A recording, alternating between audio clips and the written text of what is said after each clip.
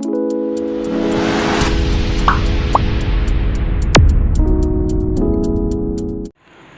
الله الرحمن الرحیم. دا ذهین افیشل یوټیوب چینل ګرانو خوږو کتونکو په دې هیله چې تاسو به ټول جوړ خوشحاله اوسئ. خوږو ملګرو، په دې ویډیو کې زه تاسو ته وښیم چې موږ څنګه کولی شو د باینري عدد ډیسیمل ته واړو او ډیسیمل عدد چې باینري ته واړو. خوږو ملګرو، ویډیو شروع کوو.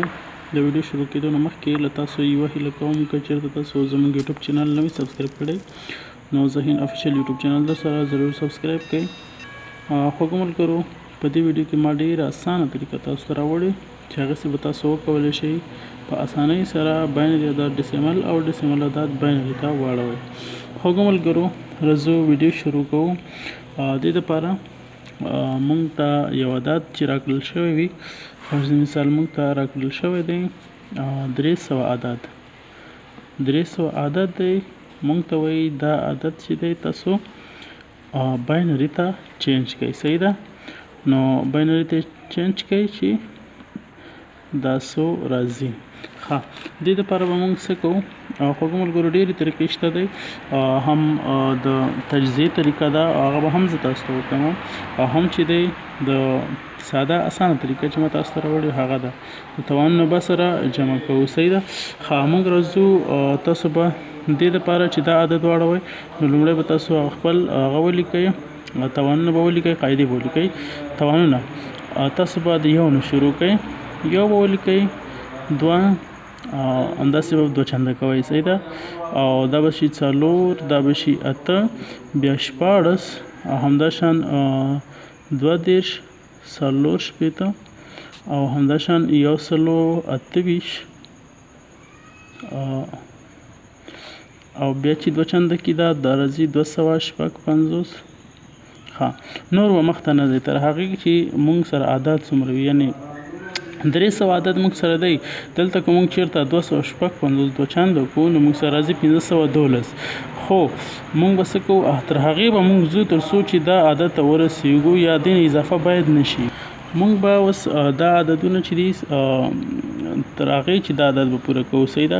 اوس موږ لومړی به تاسو د دې سر نه شروع کوئ. ښه، لومړی چې دی موږ سره 256 شته دی. 256 سره چې څو جمع شي چې موږ سره 300 عدد پوره کړي نو موږ به بیا 128 دا هم ډېرېږي، 40 هم ډېرېږي، 32 دی. 32 چې ورسره جمع کې څو راځي، یعنې موږ سره څو عدد کم دی؟ 40 عدد کم دی تر څو 300 عدد موږ سره پوره کړي. ښه، 32 سره چې 14 جمع کې بیا اضافه راځي نو 8 به ورسره جمع کړو چې 40 شي. 32 او 8 40، او 4 به دا شي 440. نو 440 او 256 300 عدد راځي. نو دې دپاره کوم عددونه چې موږ سره انتخاب شو هغه یو دی، او کوم چې انتخاب نه شو هغه موږ سره 0 دی. صحیح ده؟ تاسو به هغه د 0 کوئ، کوم چې انتخاب شو موږ سره یو دی، نور به تاسو 0 کوئ. اوس د 300 عدد موږ سره باینري عدد څو راځي؟ یو راځي، 2 صفره، بیا 1، بیا 0، بیا 2 1، بیا 2 0. یعنې دا موږ سره باینري عدد شو. ښه، موږ اوس غواړو چې موږ ته بل مثال راکړی چې دا عدد چې دی دا باینري عدد دا ډیسیمل ته واړوئ. نو موږ به څه کوو؟ دې دپاره به داسې چل کوو، موږ به دا عددونه شمېرو: 1 2 3 4 5 6 7 8 9، یعنې 9 عدد دي. باید موږ تاسو دا عددونه چې دي 9 پورې باید ولیکو چې 9 شمېره باید برابر وکړو. تاسو به شمېره برابروئ. څونه به شروع کوئ؟ د یو نه به شروع کوئ. 1 2، بیا دوه چنده چې 4، بیا دوه چنده 8 14، همداسې به تاسو دوه چنده کوئ 32 40 او همداشان 128. صحیح ده؟ به وشمېرئ 1 2 3 4 5 6 7 8، او بل چې دی 256 پکې شامل دی. 9 شو. صحیح شو؟ 9 عدد شو.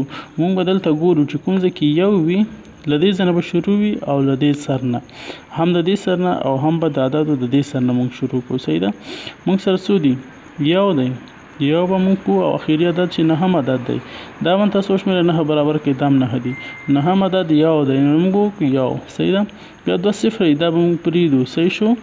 او بل چې دی بیا یو دی، یو، بیا 32 کې راځي، بیا صفر دی دا به پرېږدو، بیا 2 ځل یو دی، یو. صحیح شو؟ بیا 2 صفر دی. نو موږ سره چې دی، ښه، دا چې دی مونږ ولیکو. اوس به دا څه کوو، دا 300 عدد مونږ څنګه ته برابروو؟ صحیح ده، یعنی دې عدد خو مونږ ته راکړی دا خو به معلوم شو، خو مونږ ته باید دې نه ډیسیمل عدد وباسو.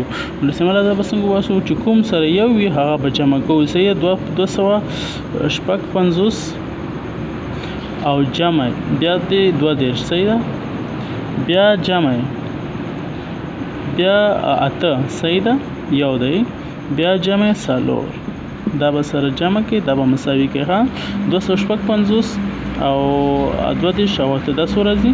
دا به تاسو هغه کې دا د 40 راځي او 4 سره جمع 40 او 255 دا راځي 300. صحیح شو.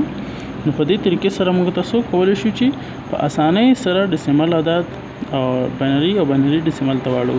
که چېرې تاسو تجزیې طریقه کوئ هغه بیا ډېره سخته راځي، هغې باندې زیاتره خلک نه پوهېږي. صحیح ده. ها دې لپاره تاسو به هغه تجزیه کوئ په 2 باندې، ټوله تجزیه په 2 کوئ. دا 300 چې په 2 تقسیم کې 150 پوره تقسیم شو که نه، چې پوره تقسیم شو بل ته 0 رسوئ. صحیح ده، تاسو به دا کرښې وکړئ ډېرې. بیا په 2 تقسیم 150 چې په 2 تقسیم کو پوره تقسیمیږي 15. بیا راځي 15 چې پوره تقسیمېده دلته به 0 کوئ. صحیح ده، بیا په 2 دا په 2 تقسیمو، دا چې په 2 تقسیمو 15 چې په 2 تقسیم کې نو دا راځي برابر نه راځي، نو دا چې راځي 15 بیا راځي او 29. صحیح شو. 29 عدد به تاسو دلته ولیکئ، 29 4 29 عدد دی. 29 عدد چې دی دا بیا موږ په 2 تقسیمو 15 10 راځي او 18 بیا 14 راځي. صحیح شو. دلته به ولیکو موږ 18 او دلته به ولیکو پوره تقسیم نشو کنه، هلته به یو پاتې کېږي، هلته به یو ولیکو. صحیح ده. دا بیا په 2 تقسیمو نو دا بیا پوره راځي 9، بیا به هلته 0 ولیکو. صحیح شو. دا بیا په 2 تقسیمو دا بیا 4 8 راځي، نو دا به موږ ولیکو 4 یو باقي پاتې کېږي که نه، دا به دلته ولیکو. بیا دا په 2 تقسیمو ها دا چې بیا په 2 تقسیم کې نو دا راځي 2، دا بیا 0، دا بیا په 2 تقسیمو دا بیا 1 راځي، دا بیا 0 او اخیری چې دی 1 پاتې شو نو دا خپله 1. ښه اوس به دا مونږ ولیکو 1 2 0 داسې خوا نه به ځئ. صحیح ده، دې خوا نه به ځئ. 1 به ولیکئ، بیا به 2 0 ولیکئ، بیا 1 بیا 0 بیا 1 بیا 0 0. نو د دې عدد او د دې عدد هیڅ فرق نشته، خو دا طریقه لږه سخته ده، تجزیه طریقه ده او دا اسانه طریقه ده چې په دې طریقه باندې تاسو کولی شئ. خو کوم ملګرو په دې هیله چې ویډیو مو خوښه شوې وي، تر بله ویډیو په خدای سپارم. خوشحاله سوکاله کامیاب اوسئ. مننه.